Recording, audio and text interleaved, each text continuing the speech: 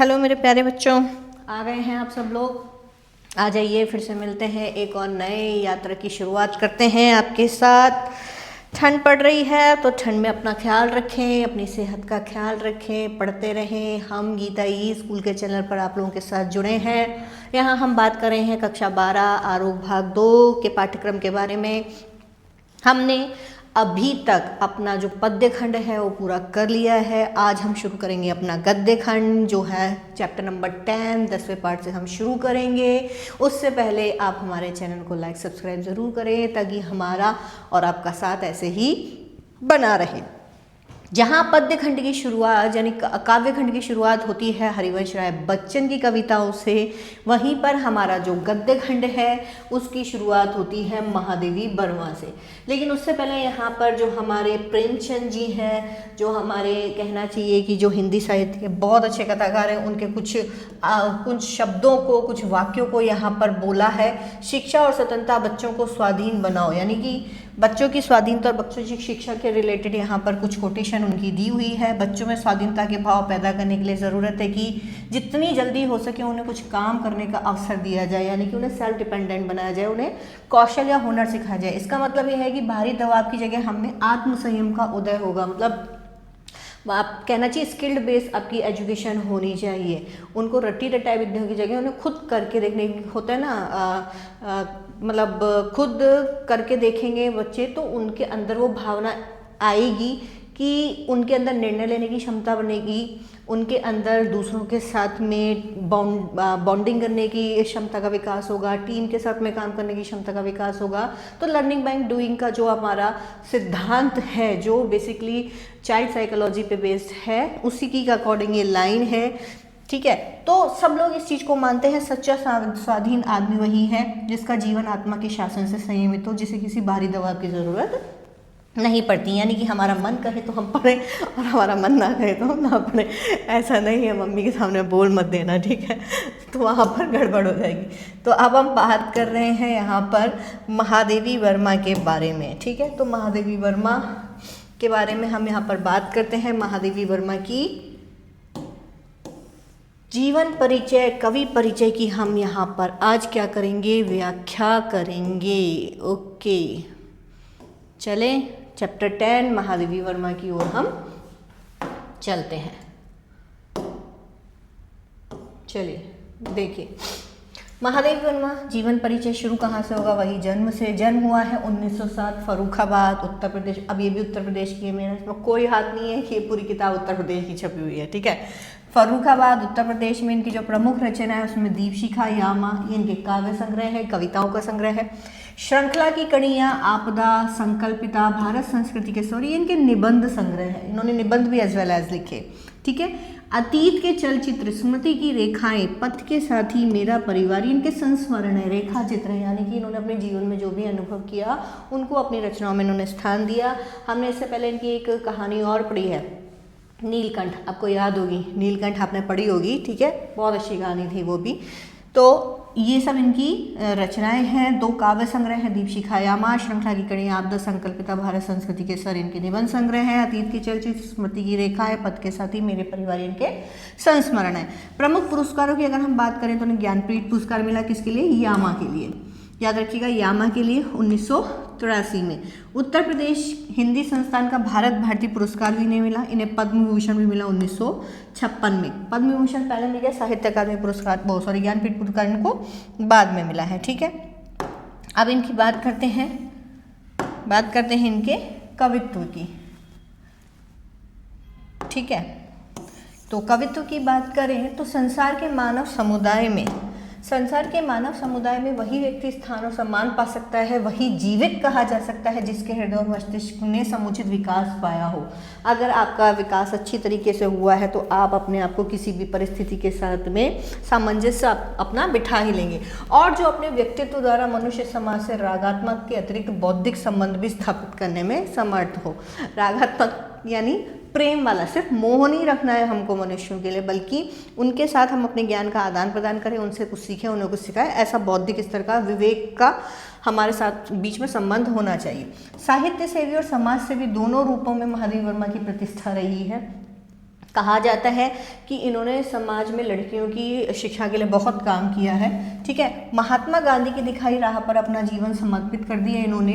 शिक्षा और समाज कल्याण के लिए निरंतर कार्य किया। नारी समाज में शिक्षा देखो, नारी समाज में वही मैंने आपको बोला, लड़कियों की शिक्षा के लिए उन्होंने बहुत सारा काम किया है। ठीक है, नारी समाज में शिक्षा के प्रसार के उद्देश्य से उन्होंने प्रयाग महिला विद्यापीठ की स्थापना की है। तो ये भी आप अपने पॉइंट में लिख सकते हैं कि इन्होंने नारी शिक्षा के लिए प्रयाग महिला विद्यापीठ की स्थापना की। साहित्य जगत में महादेवी खुद हॉस्टल चलाती थी, ये लड़कियां रहती थी वहाँ पर। साहित्य जगत में महादेवी वर्मा की प्रतिष्ठा बहुमुखी प्रतिभा के रचनाकार के रूप में है। वो आप देख ही रहे, इन्होंने काव्य भी लिखे, इन्होंने निबंध भी लिखे, इन्होंने संस्मरण भी लिखे हैं। अगर कविता के क्षेत्र में वे छायावाद के 4 स्तंभों में से एक मानी जाती हैं। छायावाद के 4 स्तंभ माने जाते हैं पंत, निराला प्रसाद और महादेवी वर्मा, उनमें से ये एक है। तो अपने निबंधों और संस्मरणात्मक रेखा चित्रों के कारण एक अप्रतिम गद्यकार के रूप में उनकी चर्चा होती है। प्रेमचंद्र गद्यकार ज़्यादा है, ठीक है। पंत, प्रसाद, निराला ये कवि बहुमुखी हैं। तो महादेवी वर्मा को भी एक कवि के रूप में ज़्यादा देखा गया है यहाँ पर। अब वो छायावाद के बेस कह सकते हैं, छायावाद के 4 स्तंभ उनमें से एक है। कविता और गद्य, इन दोनों क्षेत्रों में उनकी प्रतिभा अलग अलग स्वभाव लेकर सक्रिय हुई दिखती है। मतलब दोनों में अलग अलग तरह का टेस्ट आपको देखने को मिलेगा, अलग अलग तरह के विचार, अलग अलग तरह की भावनाएं, अलग अलग तरह का लेखन कौशल। कविताओं में भी अपनी आंतरिक वेदना और पीड़ा को व्यक्त करती। कहते हैं इनका जीवन भी बहुत अच्छा नहीं था, तो उन्होंने जो अपने जीवन में दुख देखे उन्हीं को उन्होंने अपनी कविताओं में व्यक्त करती हुई इस लोक से परे किसी और सत्ता की ओर अभिमुख दिखाई देती है। क्योंकि जब व्यक्ति दुखी होता है तो वो किसका ध्यान करता है? ईश्वर का। तो अपनी वेदना और अपनी पीड़ा को व्यक्त करते हुए इन्होंने ईश्वर की या उस पारलौकिक सुख की अभिलाषा की है, उसकी ओर ये झुकी हुई दिखाई देती हैं। तो अपने गद्य में उनका गहरा सामाजिक सरोकार स्थान पाता है। सामाजिक यानी समाज में उन्होंने जो भी देखा उसकी चीज़ों को इन्होंने अपने गद्य में उतारा। उनकी श्रृंखला की कड़ियाँ 1942 में उस समय की अद्वितीय रचना कही जाती है। ठीक है, नेक्स्ट देखें। तो ये दोनों ही रूपों में यानी कवि और गद्यकार, पद्य और गद्य दोनों में ही इन्होंने अपनी रचनाएं बहुत अच्छे से की हैं और दोनों को ही इन्होंने अपनी वाणी से क्या किया है? अभिव्यंजित किया है। ठीक है, तो यहाँ पर देखते हैं अब। ओके, तो जो इनकी श्रृंखला की कड़ियाँ हैं, जो हिंदी में स्त्री विमर्श की भव्य प्रस्तावना है, उनके संस्मरणात्मक रेखाचित्र अपने पास के ऐसे चरित्रों और प्रसंगों को लिखे गए हैं। क्योंकि वही मैं आपको हमेशा बोलती आई हूँ, जितने भी रचनाकार हैं वो कहाँ से प्रेरणा पाते हैं? अपने आसपास के वातावरण से ही प्रेरणा पाते हैं, अपने आसपास के परिवेश से ही वो लोग प्रेरणा पाते हैं। जो वो यहाँ देखते हैं उनमें जो विचार उनको उद्वेलित कर जाता है, जिस विचार को देख करके उनके मन में ये भाव आ जाए कि इस पर मुझे कुछ लिखना चाहिए, मुझे कुछ कहना चाहिए, या उनको वो पीड़ा दे जाए या कोई खुशी दे जाए, तो जो भी विचार उनको क्या कर दे? ट्रिगर कर दे एक तरीके से, तो उस विचार पर वो लिखते हैं। लेकिन कहाँ देखते हैं? वो आसपास ही देखते हैं। ठीक है, जिनकी साधारणता हमारा ध्यान नहीं खींच पाती, लेकिन महादेवी वर्मा की मर्म भेदन करना में दृष्टि इन चरित्रों की साधारणता में असाधारण तत्वों का संधान करती है। मतलब बहुत नॉर्मल से भी वो जो है ना कैरेक्टर लेकर इन्होंने लिखे हैं, उसके बाद भी इन्होंने जो नॉर्मल कैरेक्टर, जो साधारण जो चरित्र थे, उनके बाद उसमें उन्होंने जो अपनी रचना शैली से जो जान डाली है ना, वो अलग ही लेवल की है। ठीक है, मिटाने की जगह हमने और गंदा कर दिया। चलिए अब देखते हैं, इस तरह समाज के शोषित पीड़ित तबके को उन्होंने अपनी गद्य रचनाओं में नायकत्व प्रदान किया। यानी कि ऐसे लोगों को इन्होंने अपने मतलब कहना चाहिए रचनाओं में हीरो बनाया या हीरोइन बनाया है, जिनको समाज में पूछा ही नहीं जाता है, जिनका तिरस्कार किया जाता है, यानी जिनकी समाज में कोई वैल्यू, जिनको कोई मूल्य प्रदान नहीं है। ठीक है, छोटे लोग हैं, शोषित पीड़ित यानी जिनका शोषण हो रहा है बहुत ज़्यादा।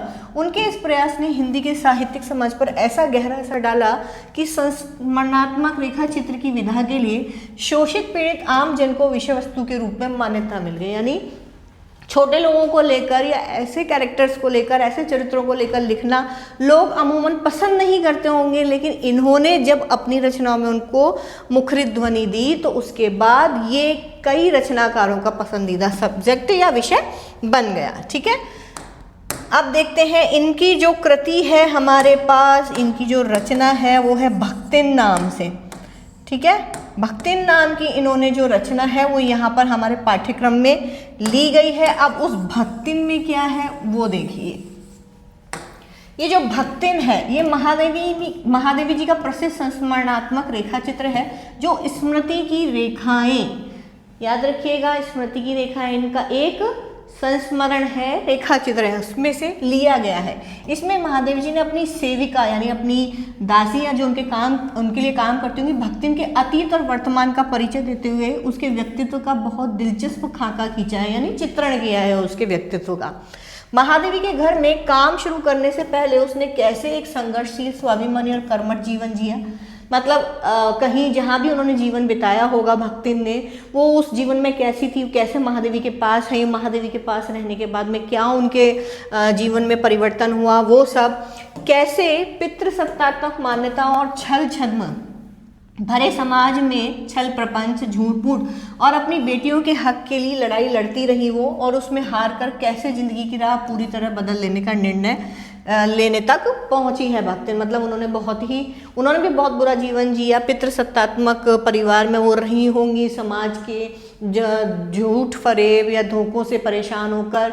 अब चूंकि इसमें बताया कि उनकी बेटियां थीं, ठीक है, तो यहाँ पर अपनी बेटियों के लिए उन्होंने लड़ाई का हक के लिए लड़ाई लड़ी, और उसके बाद भी अगर वो उसमें हार गई तो कैसे उन्होंने अपना जीवन, अपना सब कुछ परिवर्तित कर लिया, इसका अत्यंत संवेदनशील चित्रण इस पाठ में हुआ है। इसके साथ ही भक्तिन महादेव जी के जीवन में आकर छा जाने वाली एक ऐसी परिस्थिति के रूप में दिखाई पड़ती हैं जिसके कारण लेखिका के व्यक्तित्व में कई अनछुए प्रच्छन्न आयाम उद्घाटित होते चलते हैं। अनछुए प्रच्छन्न आयाम, ठीक है, एक साथ 3-4 भारी भारी शब्द। मतलब एक जो चीज़ें अभी तक महादेवी ने नहीं की थी, या जो चीज़ें उन्हें पसंद नहीं थी, या ये कहना चाहिए जिन चीज़ों को, जिन भावों को उन्होंने अभी तक महसूस नहीं किया था, भक्तिन के आने के बाद उन्हें कुछ ऐसी भी आभास हुए।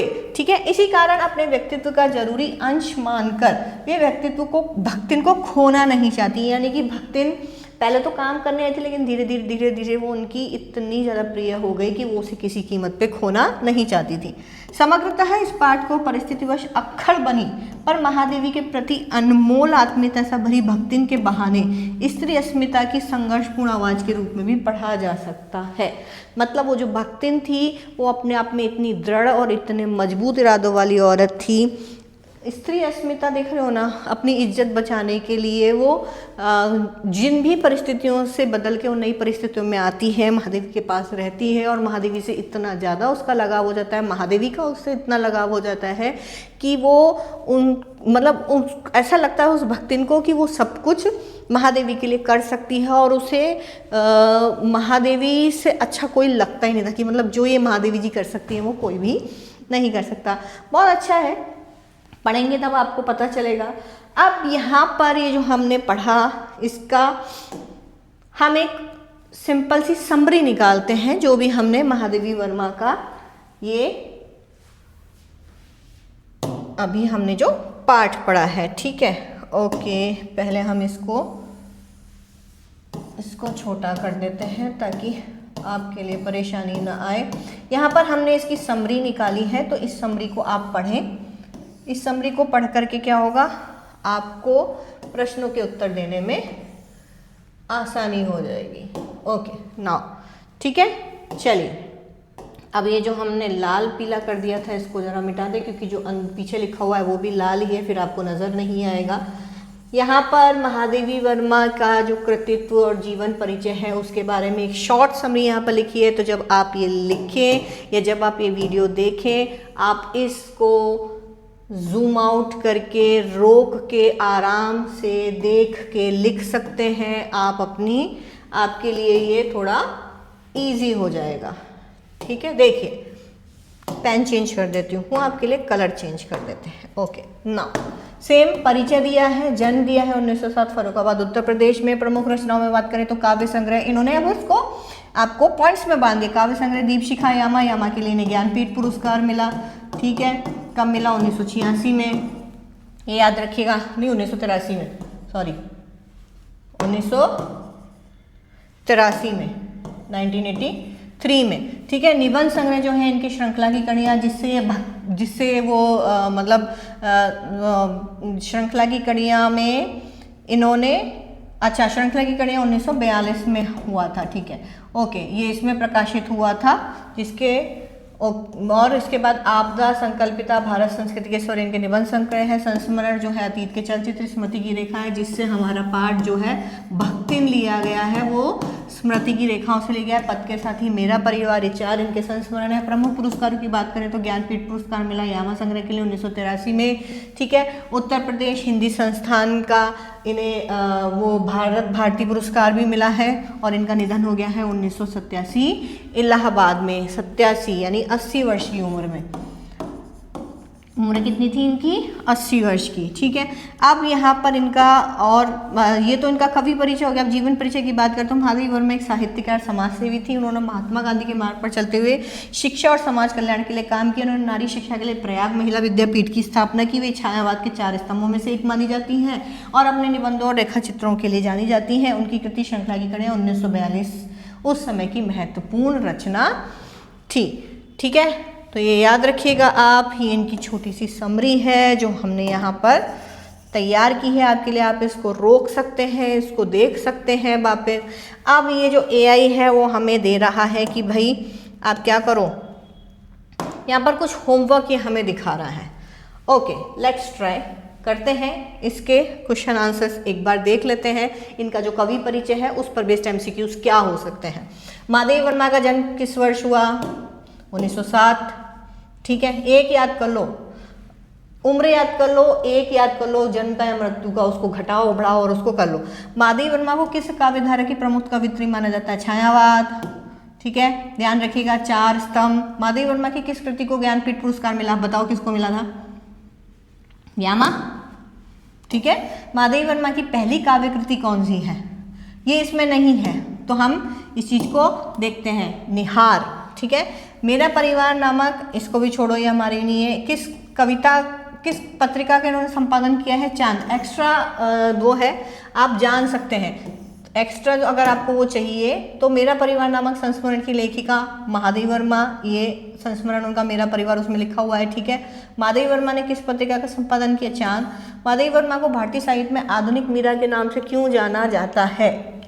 बताओ। उनकी तरह प्रेम और विरह की मार्मिक अभिव्यक्ति के लिए, नेचुरल सी बात है। कृष्ण भक्ति में लीन रहने के लिए तो माना जाएगा कृष्ण की तो मीरा ही थी, इसलिए उनको महादेवी वर्मा को आधुनिक मीरा कहा जाता है। अब मृत्यु का भी 1987 में, 80 वर्ष की उम्र में, ठीक है। महादेवी वर्मा की गद्य रचनाओं में पद के साथ ही किस विधा की रचना है? बताइए। संस्मरण है। उपन्यास तो इन्होंने लिखे ही नहीं, नाटक इन्होंने लिखे ही नहीं, तो 2 ये तो क्रॉस हो गए। अब कहानी संग्रह भी इन्होंने नहीं लिखे। इनकी सिर्फ 3 चीजें हमें दिखाई देती है। काव्य संग्रह 2 है, दीपशिखा और यामा। इनके अलावा इनके जो निबंध हैं वो हैं, और इन्होंने संस्मरण लिखे। तो सीधा सीधा दिख रहा है, ये तीनों चीजें क्रॉस हो जाएंगी तो संस्मरण है, ठीक है। महादेवी वर्मा के काव्य में कौन सा मुख्य रस प्रधान है?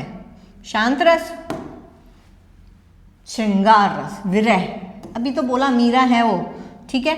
अब ये इनके कुछ डिटेलिंग क्वेश्चंस हैं, यहाँ पर आप इनको देख सकते हैं। आपकी स्क्रीन पर ये चारों आ रहे हैं, आप जूम आउट करके इन चारों को लिख सकते हैं। संभावित प्रश्न ये आपके लिए हो सकते हैं, तो इन चीज़ों को आप पढ़ते रहें। जब भी आप वीडियो देखें इसको पॉज करके आप जूम आउट करके इन प्रश्नों को अपनी उत्तर पुस्तिका में लिख सकते हैं। पढ़ते वक्त मैं आपको फिर कहती हूँ, पढ़ते वक्त प्लीज़ अपनी किताबें, अपनी नोटबुक अपने साथ रखें।